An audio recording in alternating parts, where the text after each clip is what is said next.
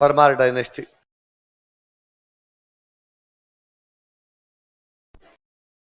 हमने अग्निकुंड की कहानी पढ़ी, अग्निकुंड की कहानी में पढ़ा कि आबू पर्वत पर अग्निकुंड था और उससे 4 वंश उत्पन्न हुए थे, चौहान, चालुक्य, परमार। और ये कहानी चंद्रबरदाई कहता है, चंद्रबरदाई कहता है उसमें सबसे लास्ट में चौहान आए। सबसे लास्ट में कौन है? बाकी तीनों की पार ही नहीं पड़ी, इसलिए कौन आए थे? परमारों का कहानी अलग है, उनका वर्जन अलग है। परमार कहते हैं आबू पर्वत तो ऋषि रहते हैं, वशिष्ठ। कौन रहते हैं? उनके पास एक गाय है, गाय का नाम है नंदिनी। क्या नाम है? नंदिनी बहुत अच्छी गाय है। और एक दिन राक्षस नंदिनी गाय को चुरा कर ले गए। जब नंदिनी गाय को चुरा कर ले गए, ऋषि वशिष्ठ ने आंखें खोली, उनको पता चला नंदिनी गाय नहीं है, और उसको लुटेरे या राक्षस लेके चले गए। और उन्होंने अग्निकुंड से एक योद्धा उत्पन्न किया। कितना योद्धा? एक योद्धा उत्पन्न किया। जाओ दुश्मनों को मारो, नंदिनी गाय वापस लेकर आओ। वो योद्धा गया, दुश्मनों को मारकर नंदिनी गाय वापस लाया। दूसरों को मारा, दूसरों को बोलते हैं पर, मारने वाले को मार, पर मार, इसलिए योद्धा का नाम। मतलब उनकी थ्योरी में एक ही योद्धा पैदा हुआ है, परमार, कोई 4 नहीं है। कौन पैदा हुआ है? और एकमात्र परमार है जो खुद के अभिलेखों में लिखते हैं कि हम अग्निकुंड से पैदा हुए। बाकी चौहानों का एक भी अभिलेख उनको अग्निवंशी नहीं बताता। चंद्रप्रदाय किताब बताती है। बाकी विग्रह चतुर्थ का अभिलेख कहता है कि वो सूर्यवंशी है। बिजोलिया और चंद्रावती कहते हैं कि वो ब्राह्मण है। फांसी और अचलेश्वर कहते हैं कि वो चंद्रवंशी है। रायपाल वाला शेवाड़ी कहता है वो इंद्र के वंशज है। वो खुद को अग्निकुंड का नहीं बताते। ना चालुक्यों का कोई अभिलेख कहता है कि वो अग्निकुंड के, ना प्रतिहारों का अभिलेख कहता है कि अग्निकुंड के। परमारों का हाँ भाई साहब एकदम धधकती हुई अग्नि से निकले हम। देखो आबू परमारों का उत्पत्ति स्थल था। Abu was origin palace of Parmars. Abu परमारों का उत्पत्ति स्थल था। Abu was origin palace of Parmars.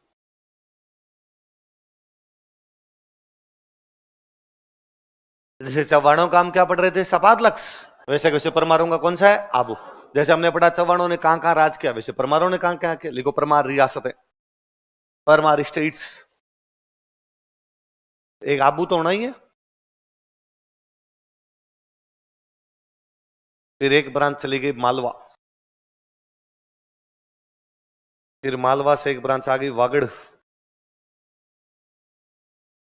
इधर आबू से ही अपने एक ब्रांच रही जालोर। पढ़ते देखो अपने कुंतपाल परमार को हराकर कब्जा किया। और एक ब्रांच थी किराड़ू। किराड़ू जो बाड़मेर में पड़ता है।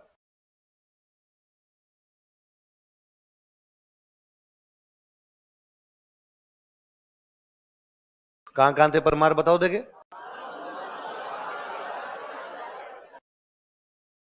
आबू, मालवा, वागड़, जालोर। और वागड़ मतलब डोंगरपुर बांसवाड़ा। डोंगरपुर बांसवाड़ा क्या बोलते हैं? वागड़।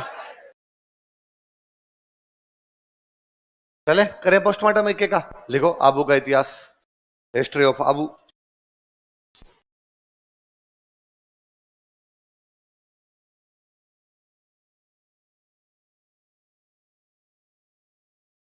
आबू का इतिहास एक लाइन तो लिख लो। आबू में परमार वंश का शासन था।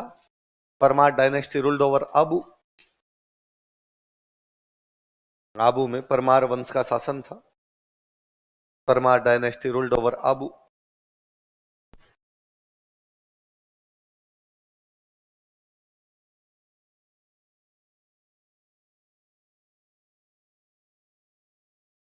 पहला बंदा लिखो धूमराज।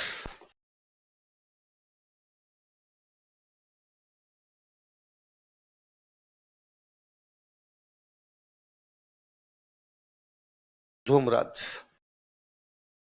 परमार कहते हैं ये हमारा पहला व्यक्ति था। इसको परमारों का आदि पुरुष माना जाता है। क्या माना जाता है?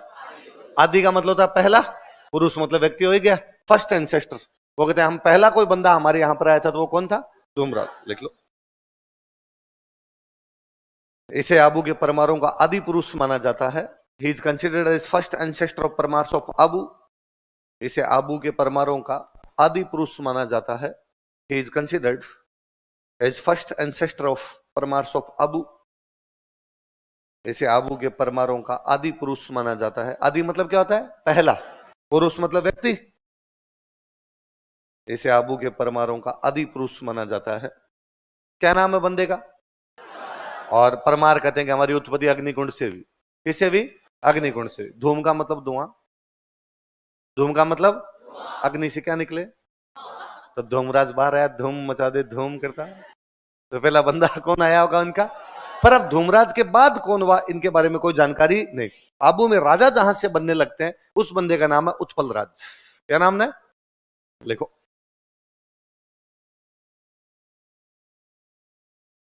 उत्पल राज।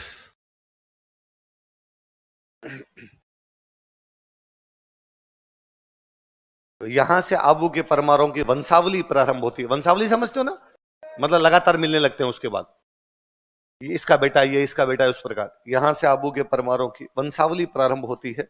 Genealogy of Parmars of Abu, genealogy, genealogy of Parmars of Abu is started from here. यहां से आबू के परमारों की वंशावली प्रारंभ होती है।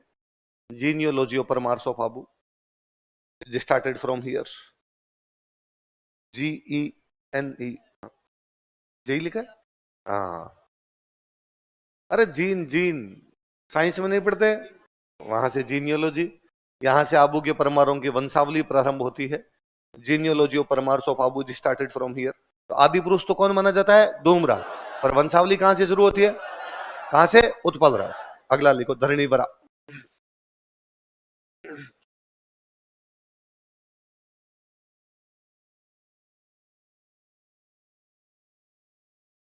अगला कौन है, धरणीवर। अच्छा, परमार जब अपनी पीक पे थे तो परमारों का अपने लगभग राजस्थान के, पश्चिमी राजस्थान पे कब्जा था, मारवाड़ पे पूरे पे कब्जा था। तो धरणीवरा ने अपने राज्य को 9 भागों में बांट दिया। कितने भागों में, 9 भाई थे तो राज्य कितने भागों में बांट लिया, 9। इसलिए इसका राज्य कहलाता था 9 कोटि मारवाड़। क्या कहलाता, मारवाड़ में बांट रखा था, 9 प्रकार से बांट रखा। प्रकार को बोलते हैं कोटि, प्रकार को कोटि, 9 प्रकार से बांटा, इसलिए क्या कहलाया, लिख लो। इसने अपने राज्य को 9 भागों में बांटा था। He divided his state in 9 parts.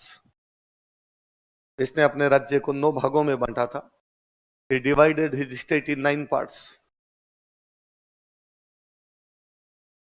इसने अपने राज्य को 9 भागों में बांटा था। He divided his state in 9 parts.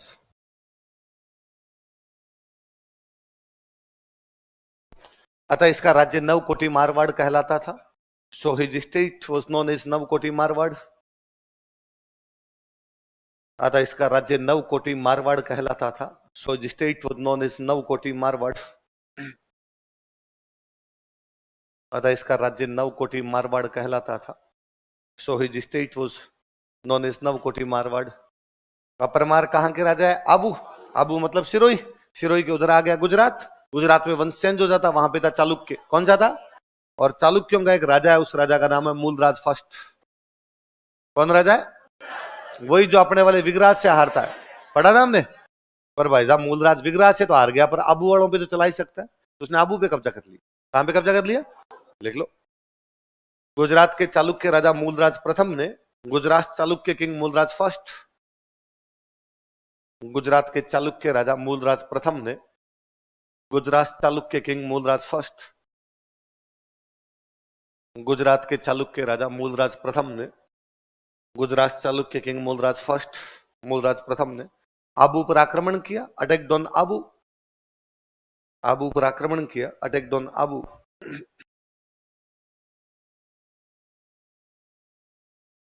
इस समय धरणीवरा भाग के पाली आ जाता है। कहां पर आ जाता है, और पाली में एक बंदा उसकी सहायता करता है। उस बंदे का नाम है धवल राठौड़।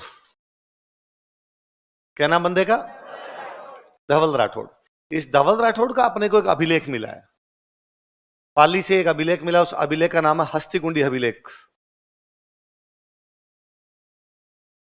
कौन सा अभिलेख है, हस्तिकुंडी। हस्तिकुंडी कहां पड़ता है, पाली। 997 ईस्वी का अभिलेख है। कब का अभिलेख है, और यह अभिलेख कहता है, इसमें धवल राठौड़ लिखता है कि मूलराज ने जब आबू पर आक्रमण किया, धरणीवरा भाग के मेरे पास आया और मैंने उसकी सहायता की। ऐसा कौन सा अभिलेख कहता है, लिखो। इस समय धरणीवरा धवल राठौड़ की शरण में आ गया था, या इस समय धवल राठौड़ ने धरणीवरा को शरण दी, ये लिख लो बोले। इस समय धवल राठौड़ ने धरणीवरा को शरण दी। This time Dhawal Rathore give shelter to Dharnivara.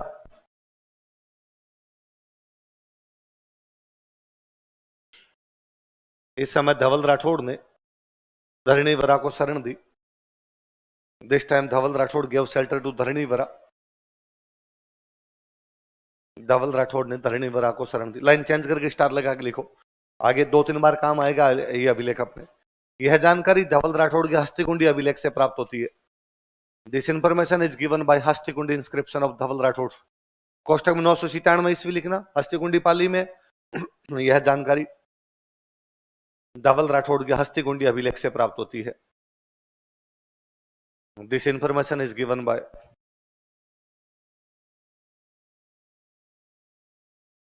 हस्तिकुंडी inscription of Dhawal Rathore.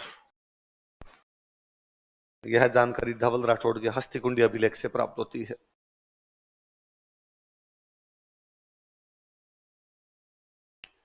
कौन से अभिलेख से प्राप्त होती है? हस्तिकुंडी। अगला राजा लिखो, धमदुक।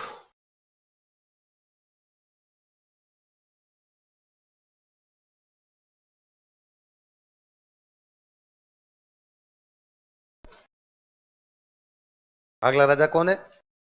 बीच में क्या हुआ, कुछ समय के लिए परमारों ने गुजरात वाले चालुक्यों से समझौता कर लिया कि भाई हम तुम्हें टैक्स दे देंगे, हमारे पर आक्रमण मत करो। तो चालुक्यों ने आक्रमण नहीं किया।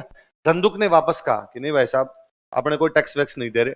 फिर गुजरात का एक चालुक्य राजा अटैक कर देता, भीम फर्स्ट। कौन कर देता? देखो, गुजरात के चालुक्य राजा भीम प्रथम ने गुजरात चालुक्य किंग भीम फर्स्ट, इसका भी पढ़ा था हमने, जो गोविंद थर्ड के साथ मिलकर महमूद गजनवी को रोक देता, पढ़ा था। गुजरात के चालुक्य राजा भीम प्रथम ने गुजरात चालुक्य किंग भीम फर्स्ट, गुजरात के चालुक्य राजा भीम प्रथम ने आबू पर आक्रमण किया, इन्वेडेड आबू। आबू पर आक्रमण किया, इन्वेडेड आबू।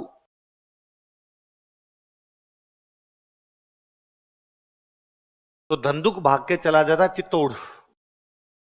बाकी कहां चला जाता है? चित्तौड़ में उस समय एक और परमार बैठा हुआ, उस परमार का नाम है भोज परमार। क्या नाम है? मालवा का राजा। वो कहां का राजा है?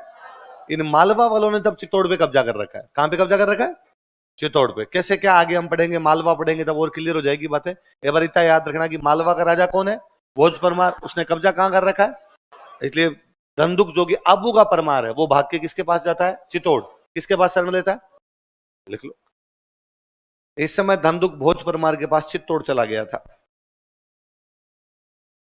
This time Dhandhuk moved to Chittor, या Dhandhuk moved to Bhoj Parmar at Chittor. इस समय धंधुक भोज परमार के पास चित्तौड़ चला गया था। भोज परमार कोष्टक में मालवा लिखना। इस समय धंधुक भोज परमार के पास चित्तौड़ चला गया था। This time Dhandhuk moved to Bhoj Parmar at Chittor. Bhoj Parmar के पास कहां चला गया था? चित्तौड़। कौन? धंधुक। किसके पास चला गया? कहां पे चला गया?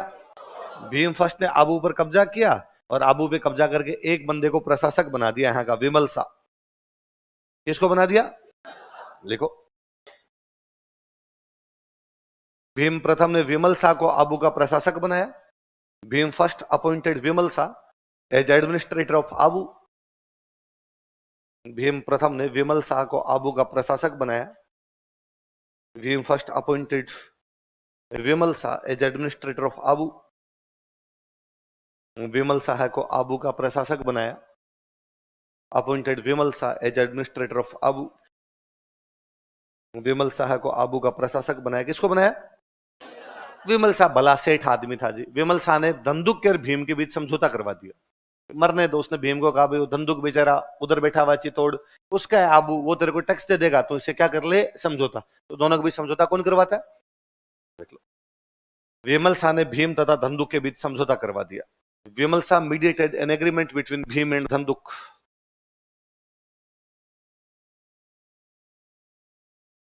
विमल शाह ने भीम तथा धंधुक के बीच समझौता करवा दिया था। Vimal Shah mediated an agreement between Bhim and धंधुक।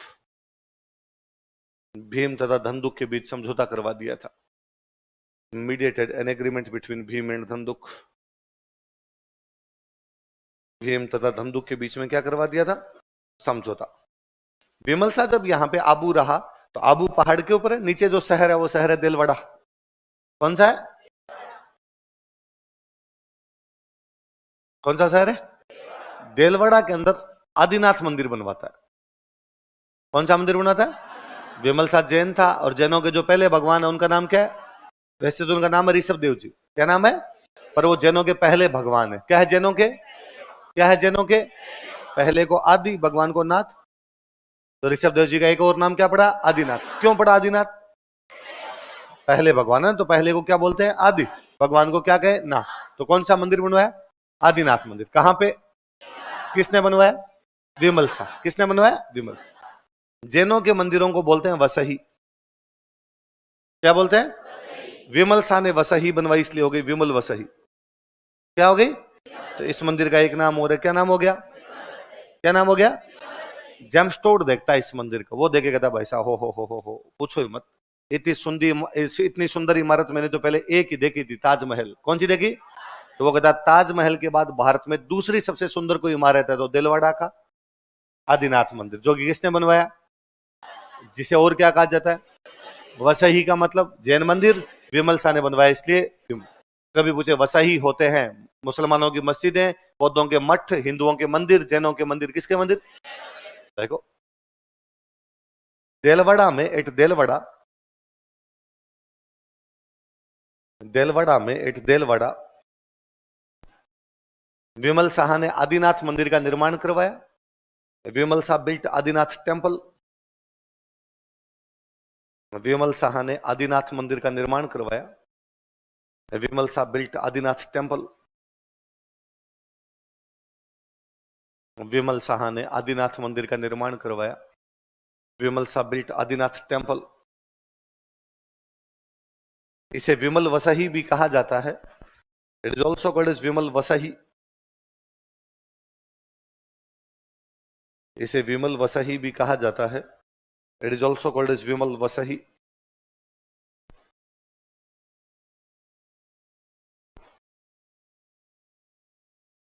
देखो जेमस्टोन के अनुसार, अकॉर्डिंग टू जेमस्टोन, जेमस्टोन के अनुसार, अकॉर्डिंग टू जेमस्टोन, यह ताजमहल के बाद भारत की दूसरी सबसे सुंदर इमारत है। It is second most beautiful building of India after Taj Mahal. यह ताजमहल के बाद भारत की दूसरी सबसे सुंदर इमारत है। It is second most beautiful building of India after Taj Mahal.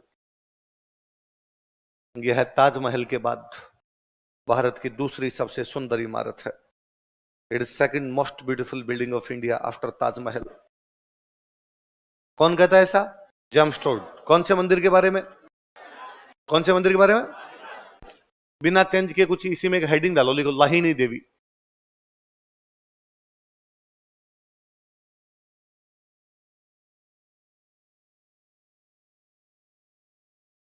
लाहिनी देवी।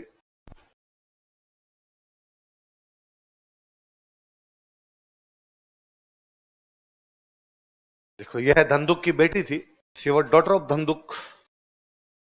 यह धंधुक की बेटी थी, शी वाज डॉटर ऑफ धंधुक। वहां सिरोही में एक जगह पड़ती है बसंतगढ़। कौन सी जगह, वे कल ही हम पढ़ रहे थे कि सिरोही में जब देवड़ाओं का राज आया था तो, है ना, कुंभा ने सहसमल से आबू और बसंतगढ़ छीन लिए थे। तो पहले तो ये सिरोही वालों के पास है। सिरोही में देवड़ाओं से पहले कौन थे, परमार। क्योंकि हम खुद ही पढ़ रहे हैं परमारों का, अगर लुम्बा देवड़ा आया था तो जब परमारों का राजा, तो धंधुक की बेटी कौन है, लाहिनी देवी। इसने बसंतगढ़ में एक तो था सूर्य मंदिर, क्या बना था, सन टेम्पल बना हुआ था यहाँ पे, और एक यहाँ पे बनी हुई थी सरस्वती बावड़ी। क्या बनी हुई थी, इन दोनों का पुनर्निर्माण करवाया। किस किस का बताओ, सूर्य मंदिर और किसने करवाया, जो कि किसकी बेटी थी। कहां पर पुनर्निर्माण करवाए गए, किस किस के, लिखो। इसने बसंतगढ़ में सूर्य मंदिर तथा सरस्वती बावड़ी का पुनर्निर्माण करवाया था।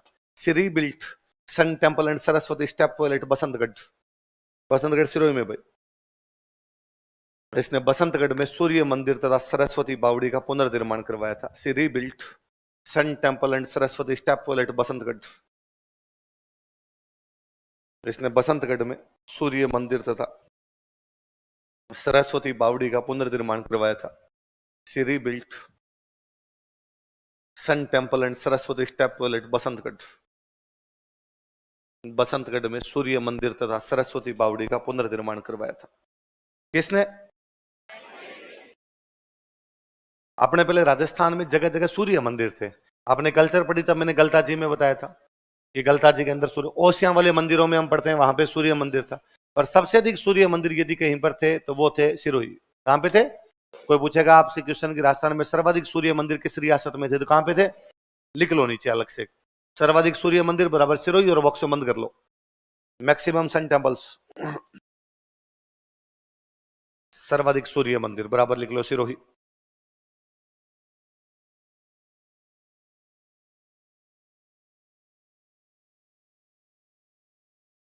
बॉक्स में बंद कर लो। अगला राजा लिखो विक्रम देव।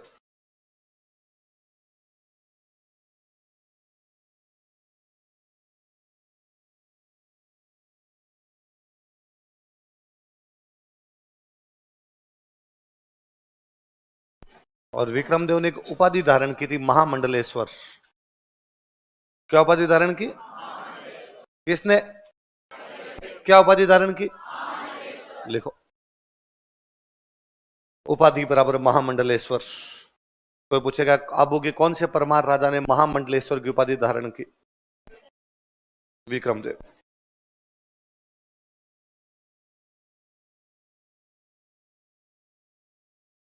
क्या क्या टाइटल धारण किया इसने? महामंडलेश्वर। उधर देखो, हमने चौहान पढ़े, तब हमने पढ़े कि चौहानों और चालुक्यों के बीच में बनती नहीं है, पढ़ा था हमने। और हमने पढ़ा था कि गुजरात का एक चालुक्य राजा था कुमारपाल। क्या नाम था? कुमारपाल चालुक्य। और हमने कहा था अजमेर के एक चौहान राजा को आके हरा के गया था अरुणराज, पढ़ा था हमने। अब भाई गुजरात वाला चालुक्य आके अजमेर के किसको हरा के जा रहा है? चौहान को। तो उसने पूछा, जब वो चालुक्य इधर आ रहा था, उसने आबू वाले परमारों से पूछा भाई साहब अपने किधर, कि हम तेरे साथ। विक्रमदेव ने किसका साथ दिया? किसके खिलाफ? देखो, इसने अरुणराज चौहान के खिलाफ कुमारपाल चालुक्य की सहायता की थी। ही हेल्प कुमारपाल चालुक्य अगेंस्ट अरुणराज चौहान। इसने अरुणराज चौहान के खिलाफ कुमारपाल चालुक्य की सहायता की थी। ही हेल्प कुमारपाल चालुक्य अगेंस्ट अरुणराज चौहान। पढ़ा था युद्ध इनके बीच में। इसने अरुणराज चौहान के खिलाफ कुमारपाल चालुक्य की सहायता की थी।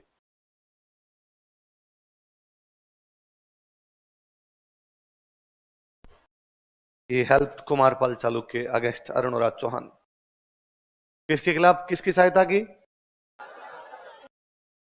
अगला राजा लिखो धारावर्ष।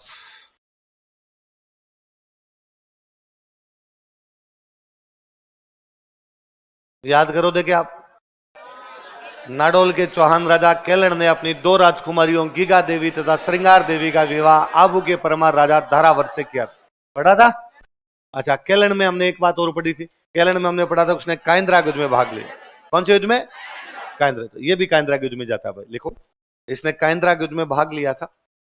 ही participated in battle of Kaindra. इसने काइंद्रा युद्ध में भाग लिया था। He participated in battle of Kaindra. Kaindra Sirohi में जगह पड़ती है।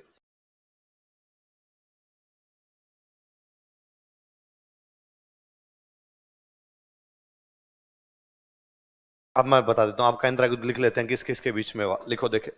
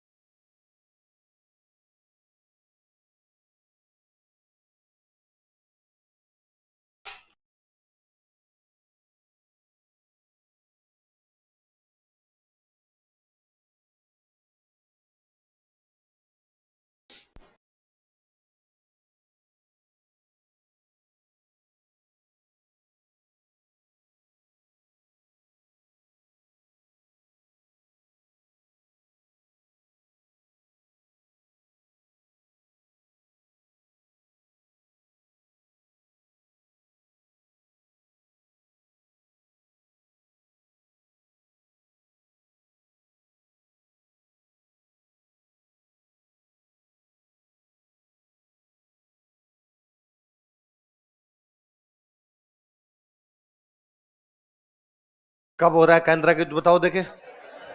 1178 काइंद्रा पड़ता है सिरोही। काइंद्रा कहां पड़ता है? किस किस के बीच में हो रहा है? मोहम्मद गौरी और भीम सेकंड चालुक्य। किस किस के बीच में? मोहम्मद गौरी और भीम सेकंड चालुक्य। भीम सेकंड चालुक्य पढ़ा हुआ अपना? वही जो पृथ्वीराज चौहान के साथ नागौर का युद्ध लड़ता है, वही जो आबू की परमार राजकुमार इच्छिनी देवी से विवाह करना चाहता, पढ़ा था? वो छोटा बच्चा है, जब युद्ध हुआ है उस समय बच्चा है, तो उसकी मम्मी शासन संभाल रही है। मम्मी का नाम है नायिका देवी। क्या नाम है? नायिका देवी। सरंगसिका बोल, सरंगसिका समझ गए? तो उसकी सरंगसिका कौन बनी हुई है? नायिका देवी उसकी सरंगसिका। नायिका देवी बड़ी समझदार महिला भाई। नायिका देवी जानती है कि भाई उधर से गोरी आ रहा है और अपने अकेले पार पड़ेगी नहीं, तो नायिका देवी को दो बातें बता दी। अच्छा, एक तो क्या, गोरी राजा गजनी का। गोरी कहां का राजा है? गजनी। और हमने पढ़ा कि गजनी वाले गुजरात लूटने का प्रयास कर रहे थे, लेकिन उनकी पार नहीं पड़ रही, क्योंकि गजनी से गुजरात जाने के लिए बीच में राजस्थान क्रॉस करना पड़ेगा। क्या क्रॉस करना पड़ेगा? और हमने पढ़ा कि गोविंद थर्ड जो है वो गजनवी को रोक के बैठ गया था। हमने पढ़ा कि दुर्लभ राज इब्राहिम को रोक कर बैठ गया। हमने पढ़ा कि विगराज थर्ड जो था उसने साहबुद्दीन को रोक दिया। पृथ्वीराज फर्स्ट ने बगलुईसा को रोक दिया। हमने पढ़ा कि अजय राज ने गर्जन मातंगों को हराया। हमने पढ़ा कि अरुणराज ने तुर्कों को हराकर अनासागर बना दी, है ना। हमने पढ़ा कि विगराज चतुर्थ ने गजनी की खुसरो शाह को हरा दिया, इसलिए इस साइड से उनकी पार नहीं पड़ रही थी। इसलिए गोरी जब राजा बना तो गोरी के दिमाग में आया क्या रूट चेंज करते हैं, राजस्थान क्रॉस करना ही क्यों है, अफगानिस्तान से चलना है गुजरात। एक रूट तो ये अफगानिस्तान पाकिस्तान, पाकिस्तान से पंजाब, पंजाब से राजस्थान, राजस्थान से गुजरात। एक रूट है अफगानिस्तान से पाकिस्तान, पाकिस्तान में सिंध, पाकिस्तान में पंजाब, पाकिस्तान में सिंध है, पाकिस्तान में पंजाब है, तो पाकिस्तान में पंजाब की तरफ नहीं जाना, पाकिस्तान में किधर जाना? सिंध। सिंध से डायरेक्ट गुजरात, सिंध से डायरेक्ट गुजरात आ जाओगे, फिर बीच में केवल सिरोही क्रॉस करनी पड़ेगी। ये अजमेर वाला जो चौहानों का इलाका ये क्रॉस करना आराम से पहुंच जाएंगे। एक दूसरे कहा यार ये पूरा राजस्थान चौहानों वाला इलाका क्रॉस नहीं करना, क्योंकि चौहानों के खिलाफ अपनी पार पड़ती नहीं है, अपने इधर जाते हैं। फिर दूसरा, उसको लगा यार गुजरात का राजा टाबर है, मां संभाल रही है, लुगाई क्या ही कर पाएगी, अपने आराम से कब्जा भी कर लेंगे, तो वो भी कोई अपने साथ दिक्कत नहीं आएगी। इसलिए गोरी अपनी एक बड़ी सेना लेकर गजनी से रवाना होता है। कौन से रास्ते से आ रहा हो? सिंध। कौन से रास्ते से? नायिका देवी बेहद इंटेलिजेंट महिला है। नायिका देवी इस बात को जानती है कि अपनी सेना कम है और दुश्मन की सेना ज्यादा, और सेना जब भी कम हो तब मैदान की लड़ाई का कोई मतलब नहीं है, क्योंकि मैदान की लड़ाई में तो वो जीतेगा जिसके पास ज्यादा है। आप कितने भी बहादुर हो जाओ, पर यदि अगले 50,000 है और तुम यदि 10,000 हो तो अगले मरेंगे, है ना, बाद में आपको नुकसान उठाना ही पड़ेगा उसके अंदर। तो फिर जब भी आपकी सेना कम हो तो लड़ने का एक दूसरा तरीका होता है, पहाड़। कौन सा है? छापा मार। कौन सी लड़ाई? गुरिल्ला टैक्टिक, छापा मार लड़ाई। आप पहाड़ के अंदर बैठ जाओ, पहाड़ में दुश्मन की पूरी सेना एक साथ नहीं आ सकती, क्योंकि रास्ते छोटे छोटे होते हैं, तो छोटे रास्तों में थोड़ी थोड़ी सेना आएगी, और थोड़ी थोड़ी सेना आएगी, थोड़ी थोड़ी को मारते रहो, तो पीछे वाले हिम्मत ही नहीं कर पाएंगे, उनको लगेगा जा रहे होते ही सलट रहे हैं, तो पीछे वाले वापस भाग जाएंगे। तो नायिका देवी, उसकी राजधानी है अहमदाबाद के पास पाटन। चालुक्यों की राजधानी कौन सी थी? पाटन। वो पाटन से चल के सिरोही आ गई, और सिरोही में जगह कौन सी है? काइंद्रा। कौन सी? आबू की पहाड़ियां। उसने कहा पहाड़ियां आबू है, जहां से शुरू हो रहा है गुजरात वहीं चलते हैं अपने। नायिका देवी इंटेलिजेंट है, वो ये भी जानती है कि अपनी सेना कम है, दुश्मन की सेना ज्यादा है, दुश्मन शक्तिशाली है, अकेले पार नहीं पड़ेगी, इसलिए पड़ोसियों की सहायता ली जाए। गुजरात के पड़ोसी कौन हो सकते हैं? पाली, जालोर, सिरोही, यही हो सकते हैं, पाली, जालोर, सिरोही। पाली में अपना स्टेट है नाडोल, नाडोल का राजा केलन चौहान। कौन है? वो केलन चौहान को कहती है प्लीज हमारा साथ देने के लिए आओ। जालोर का राजा कीर्तिपाल सोनग्रा। कौन राजा है? केलन वाला भाई, वो कहते तुम साथ देने के लिए आओ। आबू का राजा धरावर्ष परमार। कौन है? वो धरावर्ष परमार को कहती तुम साथ देने के लिए आओ, इसलिए तीनों साथ देने के लिए गए। कौन कौन? केलन चौहान, कीर्तिपाल सोनग्रा और धरावर्ष परमार। किसकी सहायता करने के लिए? नायिका देवी। किसके खिलाफ लड़ने के लिए? और मोहम्मद गौरी उधर से मदमस्त एकदम गर्जन मतंगों की तरह वहां से आ रहा है, उसको लग रहा है बैज सिंध क्रॉस किया आबू, और आबू क्रॉस करते क्या आ गया? वो आबू की पहाड़ियों में घुस तो गया, वापस निकलना मुश्किल हो गया था, धोतियां पीछे रह गई थी। इतना बुरा मरा था, इतना बुरा मरा जिसकी कोई हद नहीं है। लिखो, नायिका देवी ने मोहम्मद गौरी को बुरी तरह से हराया। नायिका देवी ब्रूटली डिफीटेड मोहम्मद गौरी। नायिका देवी ने मोहम्मद गौरी को बुरी तरह से हराया। नायिका देवी ब्रूटली डिफीटेड मोहम्मद गौरी।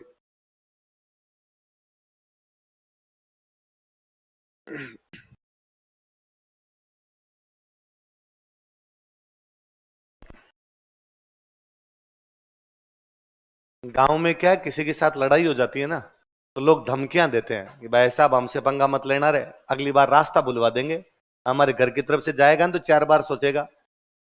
और पता नहीं किसी ने रास्ता भुलवाया नहीं भुलवाया, नायिका देवी ने पक्का भुलवा दिया।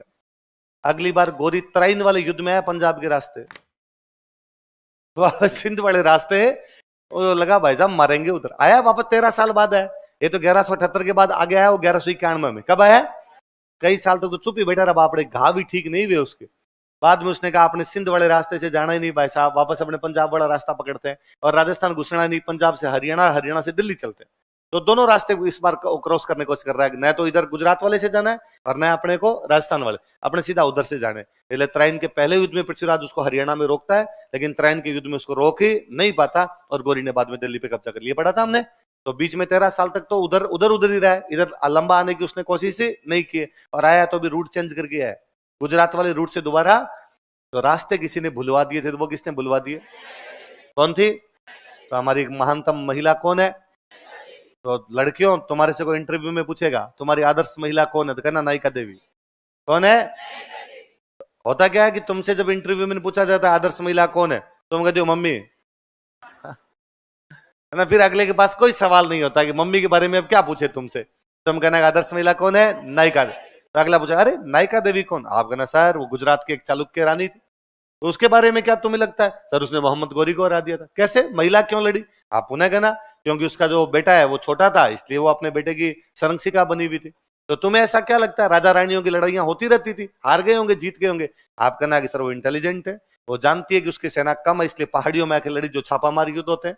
वो जानती है कि संगठन में ही शक्ति है, इसलिए उसने अड़ोस पड़ोस के राजाओं के साथ संगठन बनाए थे। तो अगले फिर पूछेंगे जैसे, आप कहना सर पाली जालोर सिरोही के सारे राजा उनके साथ कौन थे, क्या तुम जानती हो? आप कहना हाँ जी सर, मैं नाम याद करने की कोशिश करती हूँ।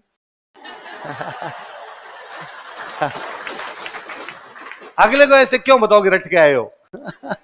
अरे जहां तक मुझे आता था सर, पाली का Kelhan Chauhan, and one more Jalore का कीर्तिपाल सोनिगरा, है ना, एंड आबू का धारावर से परमार। अगला भी क्या पहली बार ये बात सुनेगा, पहली बार सुनता तो इंप्रेस होता है ना। तो तुमसे आदर्श महिला पूछी जाए, तुम बताना कभी किशोरी देवी। कौन बताना? बातें की थी हमने। तुमसे आदर्श महिला पूछी जाए, तुम बताना नायिका देवी। और तुम कहना कि महिलाएं अबला नहीं थी, महिलाएं सबला। हम उस धरती की संतान है जिस पर पैदा हुई थी हीरा दे। कौन पैदा हुई? हम उस धरती की संतान है इस पर पैदा हुई नायिका देवी। हम उस धरती की संतान है जहां पर पैदा हुए किशोरी देवी, इसलिए हम अबला कैसे हो सकती है? हम क्या है? ऐसा लड़कियों जोर से तो बोलो। तो कह रहे सर सबला बोलने में भी बल नहीं है सर, इतना भी बल नहीं है कि सबला जोर से बोल सके, इसे अच्छा लड़के जोर से बोल गए। इन्होंने कहा हम जेंडर चेंज कर लेंगे सर। आप इतना उत्साह दिलवा रहे हो तो लो हम कह देते हैं सर, लड़कियों से नहीं बोला जाएगा। अच्छा गौरी, गौरी के खिलाफ लड़ने वाला आबू का परमार राजा कौन है? कौन है? दारावत। फिर भाई जब गौरी इधर अपने तराइन वाले युद्ध के बाद दिल्ली पे कब्जा कर लेता है, तो दिल्ली में छोड़ के गया था कुतुबुद्दीन ऐबक को। किसको?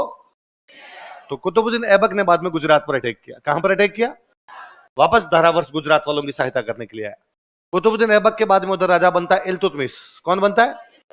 इल्तुतमिश ने फिर आपके अटैक किया गुजरात पर, इस बार वापस धारावर्ष साथ देने के लिए आया। धारावर्ष ने 3 सुल्तानों से लड़ाइयां लड़ी है, गौरी, ऐबक, इल्तुतमिश। किस किस से?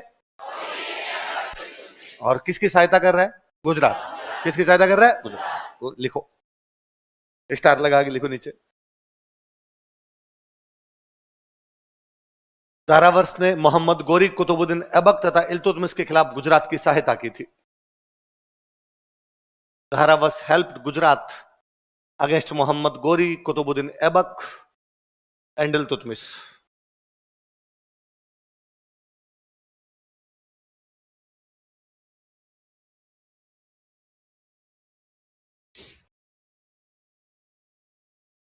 धारावर्ष ने गौरी, कुतुबुद्दीन ऐबक तथा इल्तुतमिश के खिलाफ गुजरात की सहायता की थी।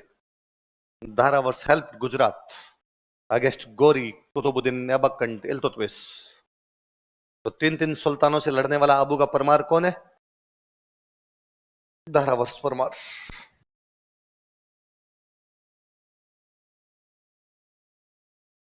तो धारावर्ष के लिए कहा जाता है कि भाई साहब एक तीर मारता था तो 3 भैंसों में निकाल दिया करता था। एक तीर से 3 भैंसों को बींद दिया करता। कितने भैंसों को? लिखो, लाइन चेंज कर लिखो। यह एक तीर से 3 भैंसों को बींद देता था। He could pierce 3 buffaloes with 1 arrow. यह एक तीर से 3 भैंसों को बींद देता था। He could pierce 3 buffaloes with 1 arrow. यह एक तीर से 3 भैंसों को बींद देता था। यह कौन? धरावर्ष। एक तीर से कितनी भैंसों को बींद देता? 3 भैंसों को बींद देता था। हमें क्या पता? तो ये जो लाइन लिखी इसके नीचे लिखो जानकारी के स्रोत, सोर्सेज ऑफ इंफॉर्मेशन।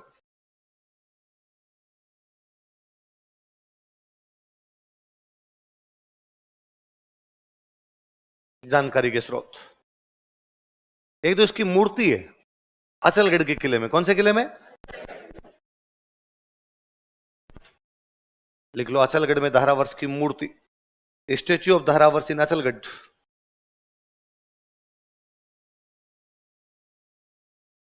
अचलगढ़ में धारावर्ष की मूर्ति, स्टेच्यू ऑफ धारावर्ष इन अचलगढ़।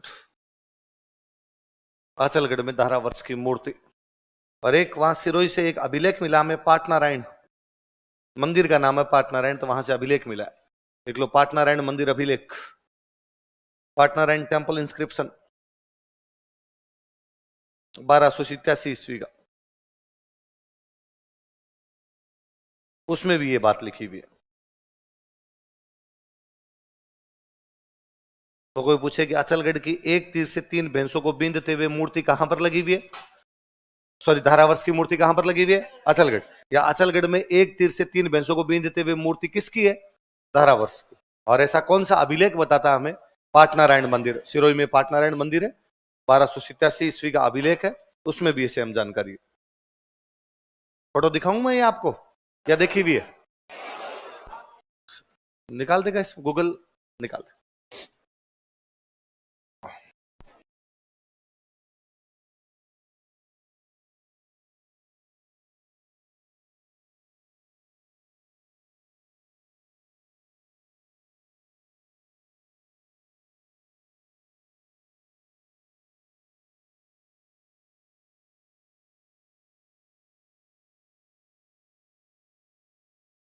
क्या हुआ? वापस लिखो। यूट्यूब खोल दिया तुम? नहीं नहीं, गूगल।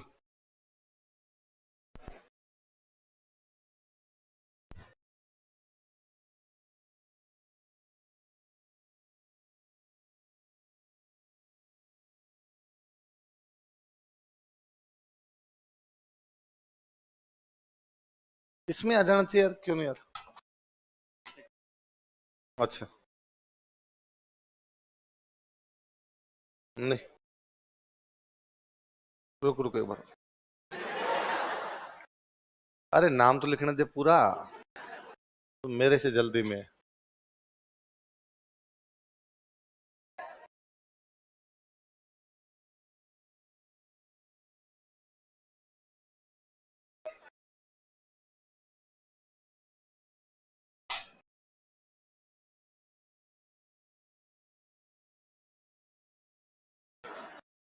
हाँ ठीक।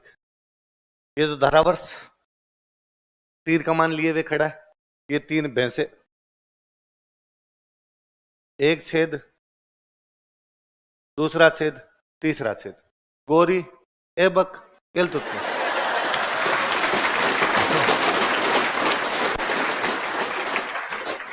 एक तीर से 3 भैंसों को बीन दिया करता। ये 3 भैंसे, भैंसे कौन कौन? गौरी, एबक और बिंद कौन रहा है? कौन बिंद रहा है? तारा। तो इस बार कभी आप अचलगढ़ किला देखने जाओ तो इन भैंसों के ऊपर बैठ के सेल्फी लेना। आप लिख सकते हैं सेल्फी विद गोरी, सेल्फी विद एवक, सेल्फी विद, और धारावर्ष के साथ लेने हो धारावर्ष के साथ लेना, ये आपकी इच्छा है जहां से आप लेना चाहो। देखो दरबारी विद्वान,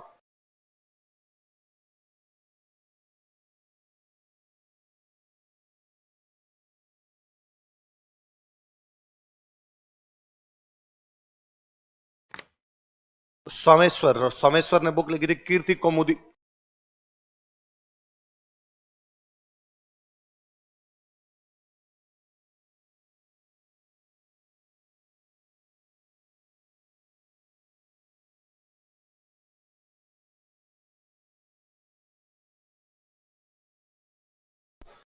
सोमेश्वर की बुक का नाम क्या है? कीर्ति कौमुदी। दरबारी विद्वान का नाम क्या है? सोमेश्वर। और बुक का नाम क्या है? तो कोई पूछेगा कीर्ति कौमुदी का रचयिता सोमेश्वर किसके दरबार में था? किसके दरबार में था? दरबार।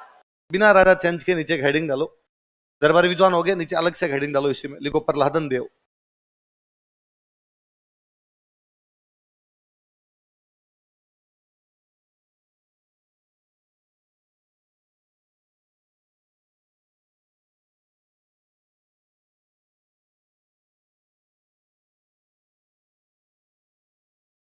प्रहलादन देव लिखो। यह धारावर्ष का छोटा भाई था। He was younger brother of Dharavarsha. यह धारावर्ष का छोटा भाई था। He was younger brother of Dharavarsha.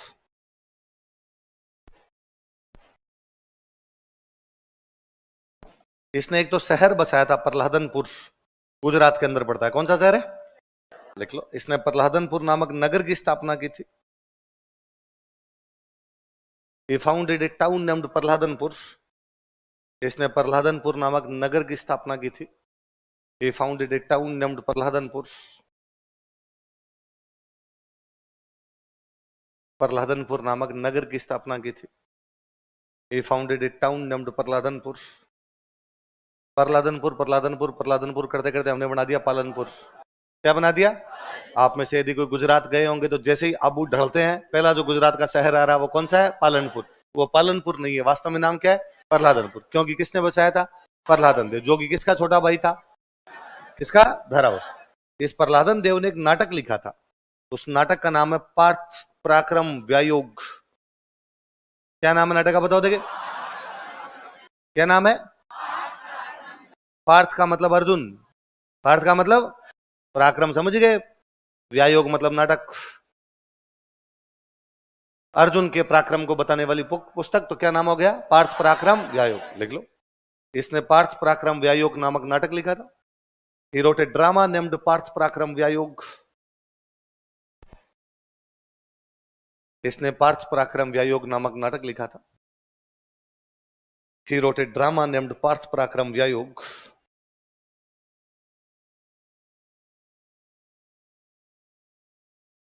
इसने पार्थ पराक्रम व्यायोग नामक नाटक लिखा था। He wrote a drama named Partha पराक्रम व्यायोग। कौन सा नाटक लिखा? पार्थ पराक्रम व्यायोग। किसने लिखा? आप बताओ, काइंद्रा का युद्ध कब हुआ? 1178। नाडोल का राजा साथ दे रहा है, जालोर का राजा साथ दे रहा है, आबू का राजा साथ दे रहा है। बताओ इस समय अजमेर में चौहान राजा कौन है? पृथ्वीराज चौहान। कौन है? वो क्यों नहीं गया साथ देने? बड़ा राजा भाई वो तो। एक तो है कि वो छोटा बच्चा ही उस टाइम उसकी मम्मी शासन संभाल रही। दूसरा, चौहानों की चालुक्यों की नहीं बनती, अजमेर वाले चौहानों की चालुक्यों के साथ बनती। उल्टा पृथ्वीराज चौहान ने आबू पर अटैक कर दिया था। कहां अटैक कर दिया था? कि तुम बड़े चालुक्यों का साथ देते हो रे। तो जब आबू पर अटैक किया था, उस समय आबू की रक्षा यदि कोई बंदा करता है तो वो बंदा कौन था? प्रहलादन देव। किसके आक्रमण के समय? देखो, पृथ्वीराज चौहान के आक्रमण के दौरान, during attack of Prithviraj Chauhan, Prithviraj Chauhan के आक्रमण के दौरान, during attack of Prithviraj Chauhan, Prithviraj Chauhan के आक्रमण के दौरान, during attack of Prithviraj Chauhan, इसने आबू की रक्षा की थी। He protected Abu. इसने आबू की रक्षा की थी। He protected Abu.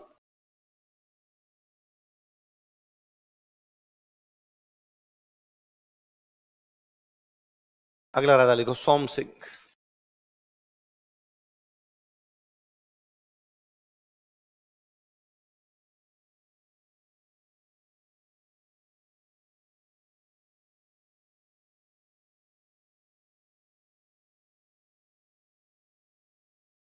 अगला राजा कौन है? लिखो, यह धारावर्ष का बेटा था। He was son of धारावर्ष। यह धारावर्ष का बेटा था। He was son of धारावर्ष।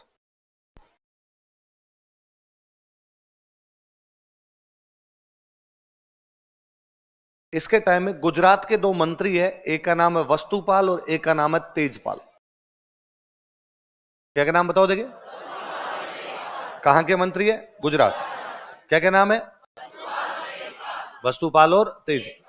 और इन दोनों ने एक मंदिर बनवाया वहीं देलवाड़ा में, नेमिनाथ। कौन सा मंदिर? जैनों के भगवान है नेमिनाथ जी, तो नेमिनाथ जी का मंदिर बनवा दिया। किसका मंदिर बना दिया? विमल शाह ने तो किसका बनवाया था? आदिनाथ। इन्होंने किसका बना दिया? किसका मंदिर बनाया? नेमिनाथ। ये मंदिर तेजपाल के बेटे की याद में बनाया गया था। तेजपाल के बेटे का नाम था लूण सिंह। क्या नाम था? इसलिए इस मंदिर का नाम पड़ा लूण वसही। क्या नाम पड़ा? वसई मतलब, और ऐसा मंदिर जो लूण सिंह की याद में बने, वो वसई जो लूण सिंह की याद में बनी, क्या हो गई? लूण। ये दोनों मंत्री थे, वस्तुपाल तेजपाल। ये तो बिजी रहते, तो इनकी पत्नियों ने इस मंदिर की भाई ध्यान रखा। वस्तुपाल की पत्नी थी, उसका नाम था सुहड़ा देवी। क्या नाम था? तेजपाल की पत्नी थी, उसका नाम था अनुपमा देवी। क्या नाम था? इन दोनों ने मिलकर मंदिर बनवाया, इसलिए इस मंदिर का नाम है देवरानी जेठानी का मंदिर। क्या नाम है? क्या नाम है? तो गुजरात के कौन से मंत्री? वस्तुपाल। उन्होंने देलवाड़ा में कौन सा मंदिर बनवाया? उसे क्या कहा जाता है? लूण वसई। और क्या कहा जाता है? लूण वसई क्यों कहते हैं समझ जाओगे? लूण सिंह की याद में देवरानी जेठानी का मंदिर क्यों कहते हैं? इनकी पत्नियां भाग ले रही थी, इसलिए नाम क्या हो गया? देवरानी जेठानी। लिखो, वस्तुपाल तथा तेजपाल ने, वस्तुपाल एंड तेजपाल, वस्तुपाल तथा तेजपाल ने, वस्तुपाल एंड तेजपाल, वस्तुपाल तथा तेजपाल ने देलवाड़ा में नेमिनाथ मंदिर का निर्माण करवाया था। Built Neminath temple at Delwara. Delwara में नेमिनाथ मंदिर का निर्माण करवाया था। Built Neminath temple at Delwara. Delwara में नेमिनाथ मंदिर का निर्माण करवाया था। Built Neminath temple at Delwara. Delwara में कौन सा मंदिर बना है? इसे लूण वसही भी कहा जाता है। It is also called as Lun Vasahi. समझोगे ना क्यों कहते हैं? इसे लूण वसही भी कहा जाता है। It is also called as Lun Vasahi. इसे किसे? नेमिनाथ मंदिर। इसे लूण वसही भी कहा जाता है। It is also called as Lun Vasahi.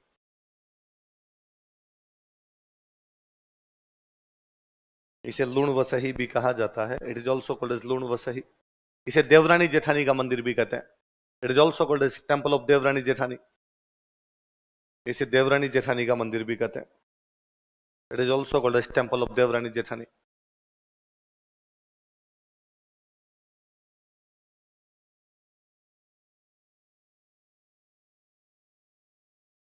इसे देवरानी जेठानी का मंदिर भी कहते हैं। अगला राजा लिखो भाई, प्रताप सिंह।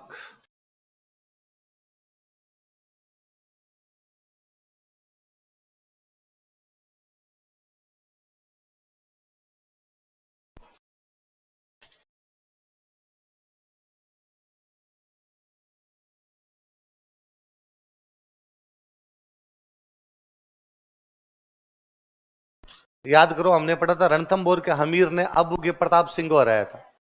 मैंने बताया था हमीर ने आसपास के कई राजाओं को हराया, जैसे मेवाड़ का समर सिंह, आबू का प्रताप सिंह, मालवा का भोज परमार सेकंड, भीमरस का अर्जुन। बताया था। तो आबू का कौन था? वो यही है, प्रताप सिंह। तो आबू में प्रताप सिंह है, रणथंभौर में उधर कौन है आपका? अमीर। इन्हीं दिनों मेवाड़ में समर सिंह से पहले एक राजा था, उसका नाम था जैत्र सिंह। क्या नाम था? हम पढ़ेंगे, मेवाड़ पढ़ेंगे तब पढ़ेंगे। जैत्र सिंह कहां का राजा? ये प्रताप सिंह इस जैत्र सिंह को हरा के मेवाड़ से एक जगह छीन लेता है, चंद्रावती। कौन सी? इसका मतलब चंद्रावती पहले किसके पास रही होगी? मेवाड़ वालों के। बाद में किसने कब्जा कर लिया? परमारों ने, आबू वाले परमारों ने। और आबू के परमारों से छीन गया लुम्बा देवड़ा। आबू तथा चंद्रावती को जीतकर उसने चौहान वंश का, पढ़ा था हमने, देखो। इसने मेवाड़ के जत्र सिंह से चंद्रावती को छीन लिया था। चंद्रावती, मतलब छीनना, चंद्रावती फ्रॉम जत्र सिंह ऑफ मेवाड़। इसने मेवाड़ के जत्र सिंह से चंद्रावती को छीन लिया था। Chandravati from Jaitra Singh of Mewar. इसने मेवाड़ के जत्र सिंह से चंद्रावती को छीन लिया था। Chandravati from Jaitra Singh of Mewar.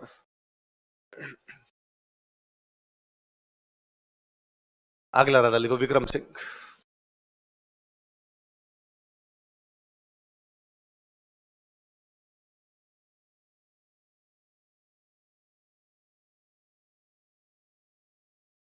अगला कौन आ गया? यहां से आबू वाले परमार दो उपाधियां धारण करने लगे, रावल और महारावल। कौन सी उपाधियां? कौन से राजा के बाद? विक्रम सिंह। क्या उपाधियां धारण करने लगे? लिख लो। यहां से आबू के परमार राजा रावल व महारावल की उपाधि धारण करने लग गए थे। Parmar Kings of Abu adopted titles of Rawal and Maharawal from here. यहां से आबू के परमार राजा रावल तथा महारावल की उपाधियां धारण करने लग गए थे। Parmar Kings of Abu adopted titles of Rawal and Maharawal from here. यहां से आबू के परमार राजा रावल तथा महारावल की उपाधियां धारण करने लग गए थे। Parmar Kings of Abu adopted titles of Rawal and Maharawal from here.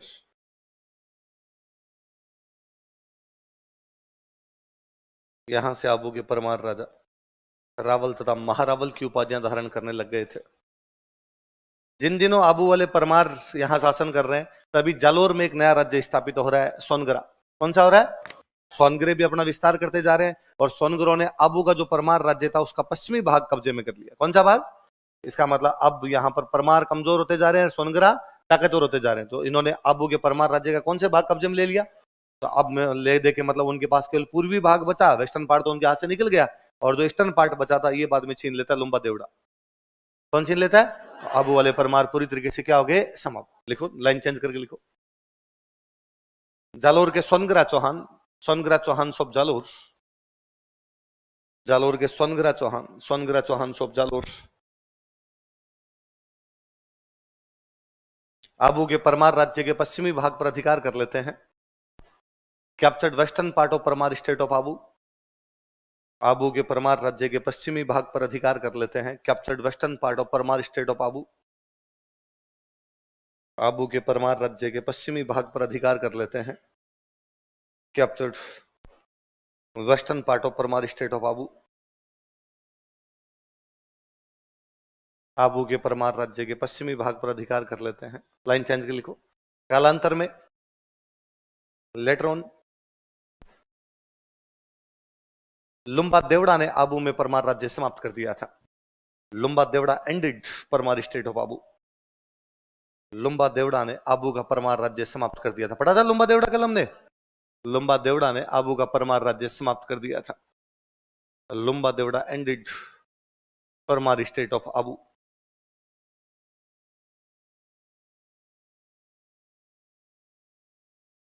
लुम्बा देवड़ा ने आबू का परमार राज्य समाप्त कर दिया था।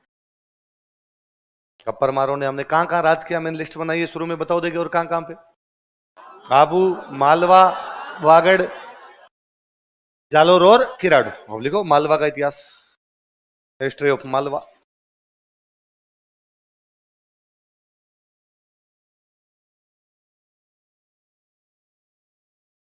मालवा का इतिहास, हिस्ट्री ऑफ मालवा। रियासत चेंज होगी, तेरे से पे चेंज नहीं हो रहा। क्या बादशाह का गाना ना, यहां पे मैंने सीन चेंज किया, कुछ लोगों का कम बैक नहीं हो रहा। हनी सिंह के बारे में कहा था उसने। तो यहां मैंने रियासत चेंज की और तुमसे पेज चेंज नहीं हो रहा। हाँ, क्या है? क्या बात, जोर से तो बोलो। है? हनी सिंह ने रिप्लाई दे दिया वापस। क्या कहा उसने? क्या कहा वापस? कहने लायक नहीं है, गंदा और बोल गया। हे भगवान। चलो, मालवा का इतिहास लिखो। मालवा में परमार वंश का शासन था। Parmar dynasty ruled over Malwa. Malwa में परमार वंश का शासन था। Parmar dynasty ruled over Malwa.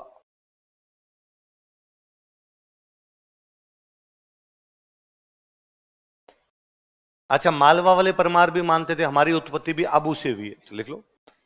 Malwa के परमारों का उत्पत्ति स्थल भी आबू था। Abu was also origin palace of Parmars of Malwa. Malwa के परमारों का उत्पत्ति स्थल भी आबू था।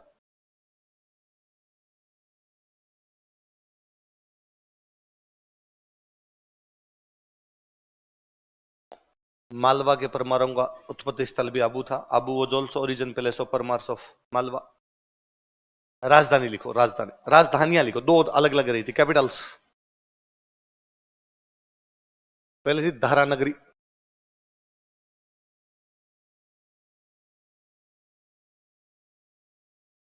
बाद में कुछ समय के लिए बनी थी उज्जैन, बाद में वापस धारा नगरी चले गए थे।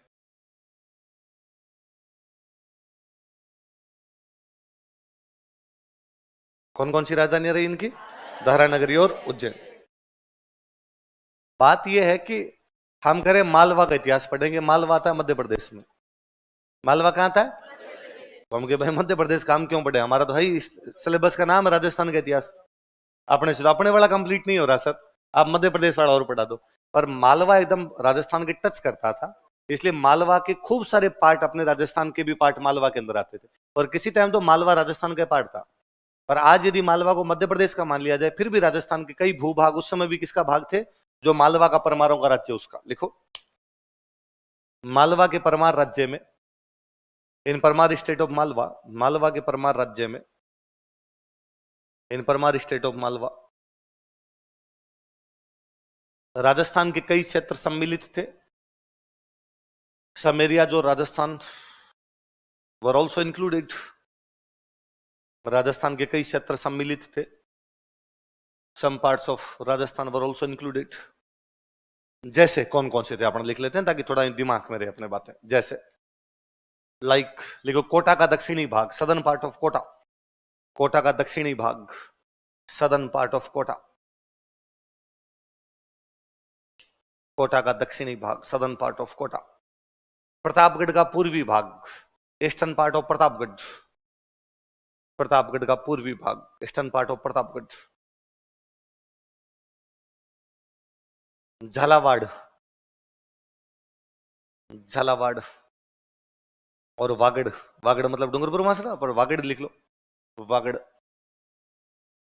कौन कौन से भाग बताओ देखे? कोटा का दक्षिणी भाग, प्रतापगढ़ का पूर्वी भाग, झालावाड़ और, तो झालावाड़ में तो हम पढ़ते हैं, इसलिए मेलों में मालवी नस्ल के पशु आते हैं। चंद्रभागा मेले में मालवी नस्ल के पशु, गोमती सागर मेले में क्यों? मालवा एकदम टच करता था, किसी टाइम में सीधा आदान प्रदान था उनका। अब अपने हिस्ट्री पढ़ लेते हैं इनके। अब अपने वो राजा पढ़ लेंगे जो अपने काम के इधर, बाकी वाले नहीं पढ़ेंगे। पहला लिखो, कृष्ण राज, जो राजस्थान वालों में किसी ना किसी प्रकार से संबंधित रहे। कृष्ण राज।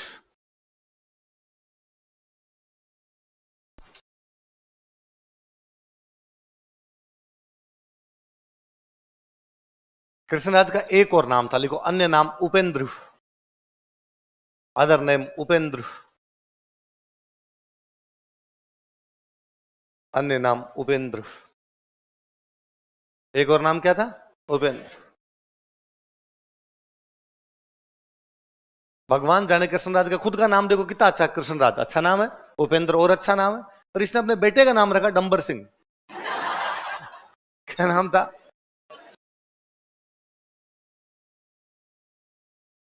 तेरे कम आए नंबर, आज से तेरा नाम क्या है?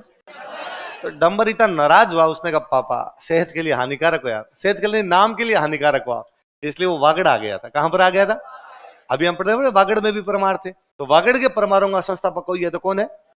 देखो, इसका बेटा dumber Singh, his son dumber Singh. नाम शानदार है ना, किसी जाके हाथ मिलाएगी, माई सेल्फ डंबर। इसका बेटा dumber Singh, his son dumber Singh,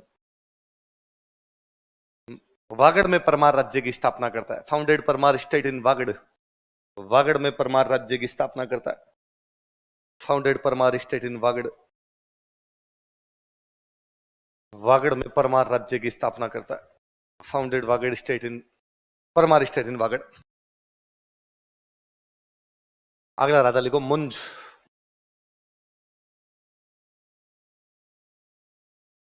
मुंज ये अपने मेवाड़ पर अटैक कर देता। भाई मेवाड़ भी मालवा का टच करता है। उस समय मेवाड़ का राजा था शक्ति कुमार। क्या नाम था? पर इसके पास शक्ति नहीं थी भाई साहब, तो मुंज ने शक्ति कुमार पर अटैक किया। शक्ति कुमार कहां का राजा है?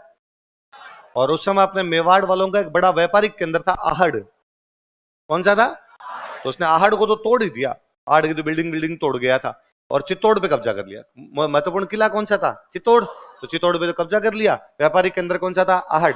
यहाँ की दुकानें वुकानें तोड़ फोड़ के चला गया, बिल्डिंग तोड़ गया था। कौन तोड़ गया? मुंज। कौन तोड़ गया? किसके टाइम में? शक्ति कुमार कहां का राजा? मेवाड़। मुंज कहां का राजा? मालवा। कहां का है? उसने मेवाड़ का कौन सा केंद्र तोड़ दिया? कहां पे कब्जा कर लिया? ऐसा हमें बताता हस्तिकुंडी अभिलेख। कौन सा अभिलेख कहता है? जो किसका है? धवल राठौड़ का। किसका है? धवल राठौड़ कहता है कि जब इस पर हमला हुआ तो ये भाग के मेरे पास ही आया था। सारे भाग के किसके पास आते? हारेगा सहारा, बाबा धवल हमारा। तो धवल राठौड़ इन सब की सहायता कर रहा था। लिखो,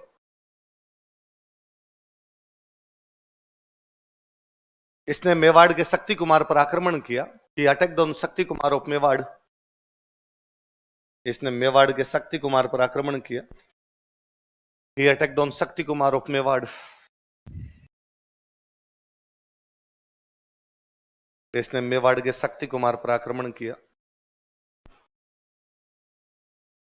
ही attacked on Shakti Kumar of Mewar तथा आहड़ को नष्ट कर दिया एंड डिस्ट्रॉयड आहड़। तथा आहड़ को नष्ट कर दिया एंड डिस्ट्रॉयड आहड़। तथा चित्तौड़ पर अधिकार कर लिया एंड कैप्चर्ड चित्तौड़। तथा चित्तौड़ पर अधिकार कर लिया एंड कैप्चर्ड चित्तौड़। तथा चित्तौड़ पर अधिकार कर लिया एंड कैप्चर्ड चित्तौड़। फिर ये कर्नाटक में चालुक्य वंश था और कर्नाटक का एक चालुक्य राजा था तेलप सेकंड। क्या नाम था? क्या नाम है? कहां का राजा है? कर्नाटक। कौन से वंश का? चालुक्य वंश। इसने भाई साहब इस तेलप सेकंड को 6 बार हराया था। कितनी बार हराया? जी में आती तब जाता और कर्नाटक के तेलप सेकंड का तेल निकाल देता बापड़े। कितनी बार हराया? तेलप सेकंड तंग हो गया बेचारा, कि डेली डेली कूट के चला जाता। मंदिर का घंटा बना रखा है यार। इस बार जब मुंज गया, उसने मुंज को पकड़ के मार दिया। उसने न बजेगा न रहेगा बांस और नाम बजेगी। खत्म करो भाई साहब, टंटा ही खत्म करो। एक बार उसका दांव लगा, उसने पकड़ के इसको मार दिया। ये किसके खिलाफ लड़ता हुआ मारा गया था? देखो, यह कर्नाटक के चालुक्य राजा तेलप सेकंड के खिलाफ लड़ता हुआ मारा गया था। He died while fighting against Karnataka's Chalukya king Tailap second.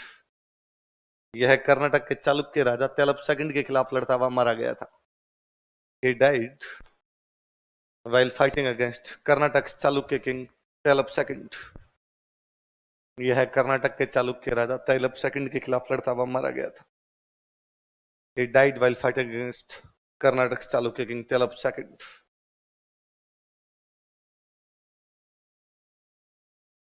Tailap second के खिलाफ लड़ता हुआ। लिखो, दरबारी विद्वान।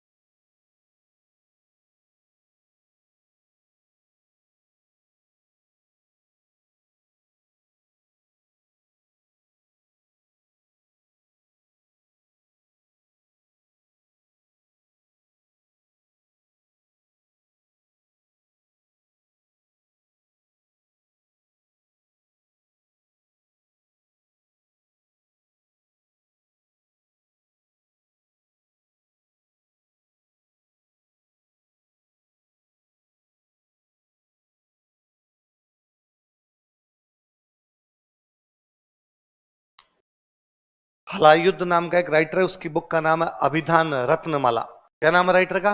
हलायुद्ध। बुक का नाम क्या है? अभिधान रत्नमाला। क्या नाम है? अभिधान रत्न। एक राइटर का नाम है पद्मगुप्त या परिमल। क्या नाम है?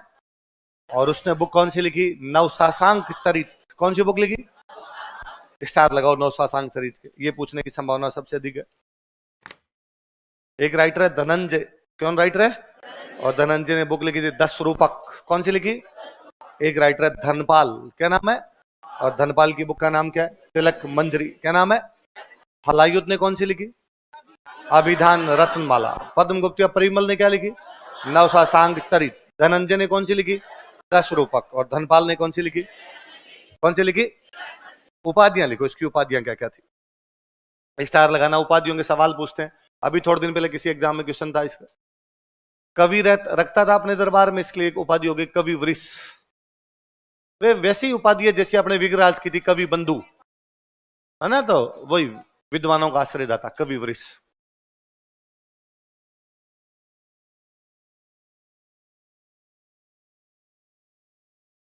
एक उपाधि अमोघ वर्ष।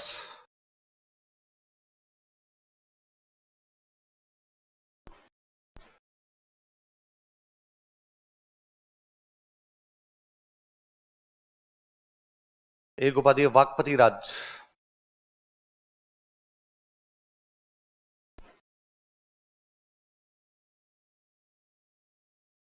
एक उपाधि उत्पल राज।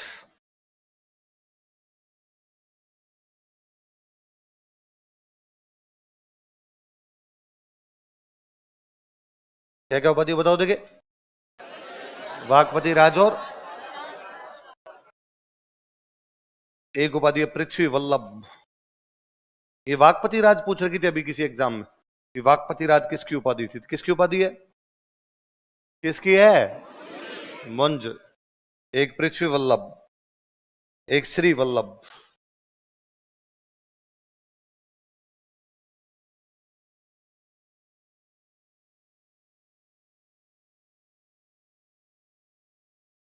दो ऊपर वाली दो नाम बोलो देखिए क्या क्या नाम है? कवि वृष और अमोघ वर्ष। क्या क्या नाम है? दो बीच वाली वाकपति राज और उत्पल राज। क्या है? वाकपति राज। और लास्ट दो पृथ्वी वल्लभ, श्री वल्लभ। क्या क्या है? अगला राजा लिख लो।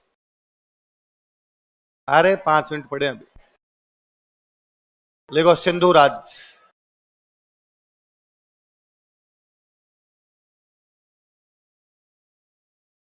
सिंधु राज। सिंधु राज लिखो। यह मुंज का छोटा भाई था। He was younger brother of मुंज। यह मुंज का छोटा भाई था। He was younger brother of मुंज। किसका छोटा भाई था? उपाधि लिखो। नवशासांक। टाइटल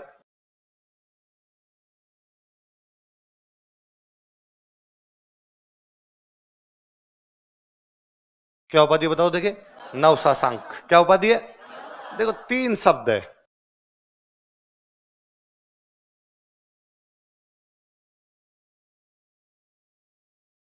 कौन कौन से 3 शब्द है?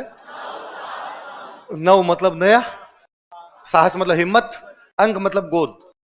अंक मतलब जिसकी अंक में, जिसकी गोद में नई हिम्मत खेलती हो, जिसने मालवा को नई हिम्मत प्रदान की, उसको क्या कहा जाएगा?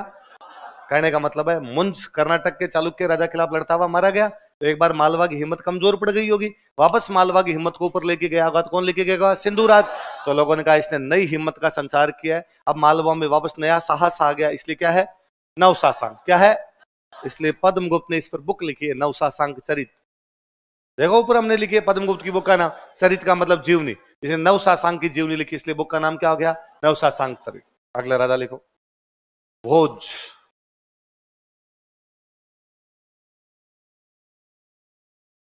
भोज। सुनो देखो, अभी मैंने एक 5 मिनट पहले, 10 मिनट पहले हमने पढ़ा था कि धंधुक चित्तौड़ के भोज परमार के पास चला गया। धंधुक चित्तौड़ के वो भोज परमार गई है। कैसे? कि मुंज ने चित्तौड़ पे कब्जा किया, तो मुंज के बाद में इस यहां पर कब्जा किसका रहा होगा? सिंधुराज। और सिंधुराज के बाद कब्जा किसका रहा है? भोज। अब भोज परमार कहां पर बैठा है? चित्तौड़। राजा कहां का है? मालवा। आबू में भी कौन है? परमार। आबू वाला परमार राजा कौन है? धंधुक। वो गुजरात के कौन से चालुक्य से हार गया? भीम। तो भीम से हार के भाग के कहां गया? चित्तौड़। वो परमार है, मालवा वाले परमार चित्तौड़ में बैठे। परमार परमार भाई है, तो भाइयों से सहायता लेने जाएगा। किसके पास गया? भोज परमार। कहां पे गया? अब समझ में रहेगा चित्तौड़ में भोज परमार क्या कर रहा है? समझ में आ रही की बात?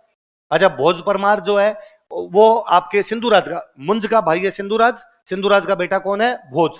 तो भोज ने कहा यार मेरे जो ताऊजी थे मुंज, उनको साउथ के एक राजा ने मार दिया था, तेलब।